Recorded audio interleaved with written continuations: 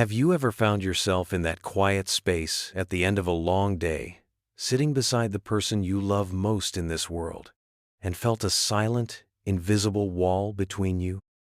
The television might be murmuring in the background, or perhaps the only sound is the turning of a page in a book.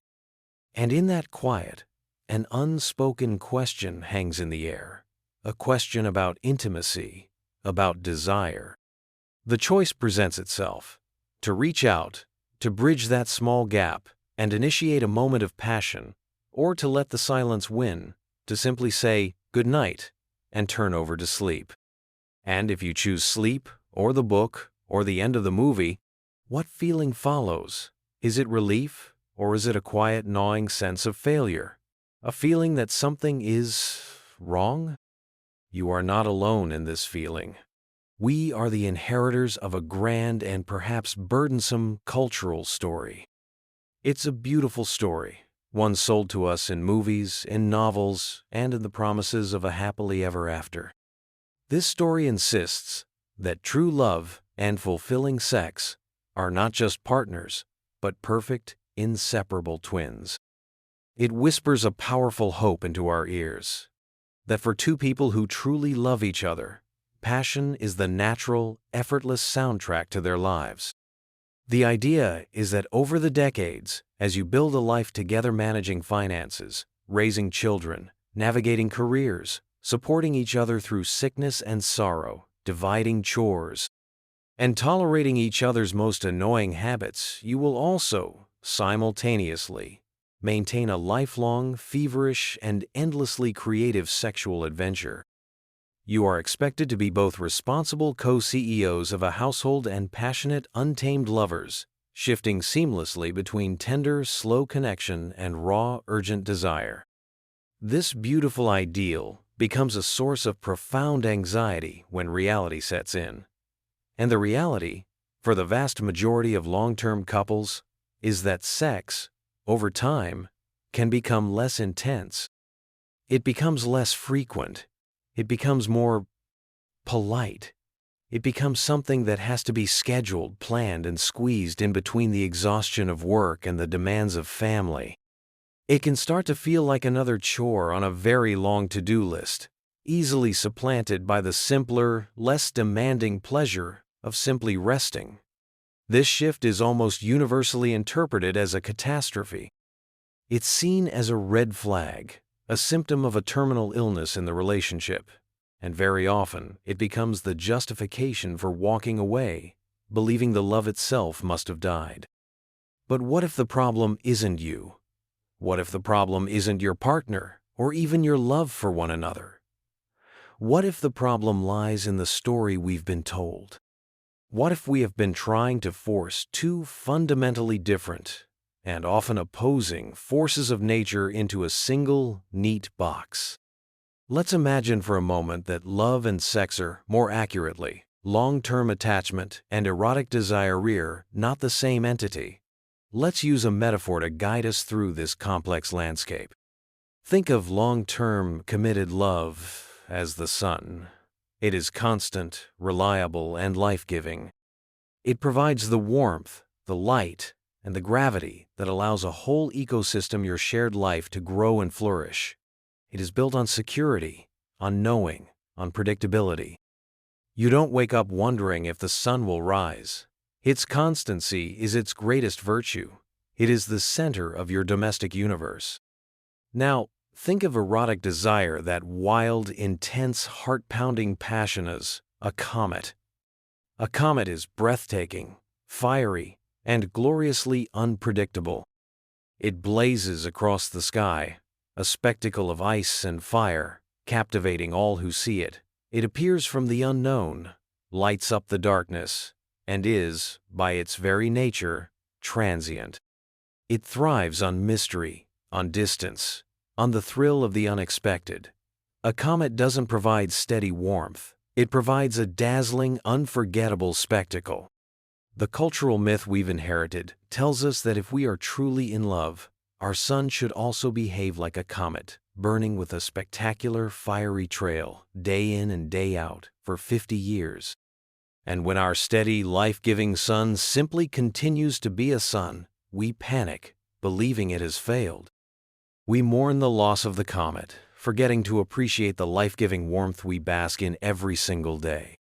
If this idea of separating the sun from the comet is already sparking a new perspective for you, take a moment to subscribe to Mind Decode Explained. We journey through these intricate landscapes of the mind together, seeking not easy answers, but deeper understanding. The fundamental conflict, the reason that our sun so rarely behaves like a comet, is that the needs of love and the needs of desire are often in direct opposition. Let's look closer at the sun, at what it takes to build a lasting, secure love. A long-term relationship cannot survive without qualities like tenderness, patience, mutual understanding, and a healthy dose of realistic sacrifice. It requires what psychologist John Gottman's research has shown to be crucial for stable partnerships: a deep, abiding friendship, a sense of shared meaning, and the ability to turn toward each other's emotional needs. Love is about closing the distance. It's about knowing your partner's fears before they speak them, finishing their sentences, seeing them at their most vulnerable, sick, exhausted, or grieving, and loving them even more for it. Love is about building a home, a sanctuary of safety and familiarity. It's the comfort of a predictable embrace, the easy peace of sharing a space without needing to speak. It's about radical transparency and the security that comes from being fully, completely seen and known. Now, let's look at the comet, at the nature of eroticism. Esther Perel, a psychotherapist and one of the most insightful voices on this very topic, has built her life's work on exploring this paradox. She famously states that love enjoys knowing everything about you, while desire needs mystery. Eroticism does not flourish in the glare of total transparency. It thrives in the shadows, in the spaces between. It is fueled by novelty, by risk, by a touch of playful danger and otherness. Desire requires a gap to cross. It's the tension of seeing your partner across a crowded room and feeling a spark of unfamiliarity, of seeing them in their element, confident and separate from you, and wanting to bridge that distance. As Perel explains in her work, Mating in Captivity, desire is often inhibited by the very things that nurture love: the caretaking, the dependency, the comfortable routine. The erotic mind needs imagination, surprise, and a sense of adventure. It's about wanting what you already have by temporarily making it feel like you don't. Do you see the contradiction? Love wants to eliminate all distance. Desire needs to create it. Love thrives on security. Desire is often fueled by a hint of insecurity or risk. Love finds comfort in the familiar. Desire is ignited by the novel. When you are a nurturing, responsible co-parent discussing the logistics of school pickups and grocery lists, you are tending to the sun. It is vital, necessary, beautiful work. But it is not the work of summoning a comet. The language of responsible love is one of collaboration, empathy, and stability. The language of eroticism can be one of power, of surrender, of playful aggression, of raw, untamed expression. It can involve a selfishness, a focus on pure pleasure that feels almost taboo in the context of the selfless, giving nature of long-term love. This is where we encounter one of the most painful misconceptions: the belief that if the passion has faded, the love itself must be broken. We look at our warm, steady sun and curse it for not being a fiery, celestial spectacle. This is a failure of cultural imagination, not a personal one. It is not that your love has failed. It is that the relationship has successfully matured into a state of security and stability, a state that is, by its psychological nature, less conducive to the wildness of early-stage passion. The comet of the early days, fueled by the mystery of a new person, the thrill of the chase, the hormonal cocktail of new romances, was never meant to be a permanent fixture in the sky. Its appearance was a spectacular beginning to your solar system's formation. not its perpetual state of being. Another common misconception is that you can and should fix your sex life and return it to the way it was at the beginning. This belief sends countless couples on a frustrating quest, trying to force a spontaneous fire. They schedule date nights that feel more like board meetings, try new techniques that feel awkward and performative, and end up feeling even more disconnected when the lightning doesn't strike. The pressure to recreate the past can lead to what psychologists call performance anxiety, where the act becomes so laden with expectation that genuine pleasure is impossible. It turns intimacy into a test you are constantly failing. It's like trying to capture a wild comet and command it to orbit your sun like a planet. In doing so, you would destroy the very essence of what made it a comet in the first place: its wildness, its freedom, its unpredictability. The journey here requires a profound shift in perspective, one that the great thinker on vulnerability, Brené Brown, would argue requires immense courage. It's the courage to have the awkward, vulnerable conversation. It's the courage to admit, "I feel disconnected from you physically," without it being an accusation. It's the courage to say, "I miss that fire we had," without it meaning, "What we have now isn't enough." It is the courage to be honest about the discomfort and the sadness, to meet your partner in that vulnerable space, and to explore the reality of your relationship without the crushing weight of a cultural ideal you were never meant to live up to. So, what does a breakthrough look like in this landscape? It's not about finding a magic technique to reignite the initial blaze. The aha moment is the realization that you have been judging your relationship against the wrong criteria.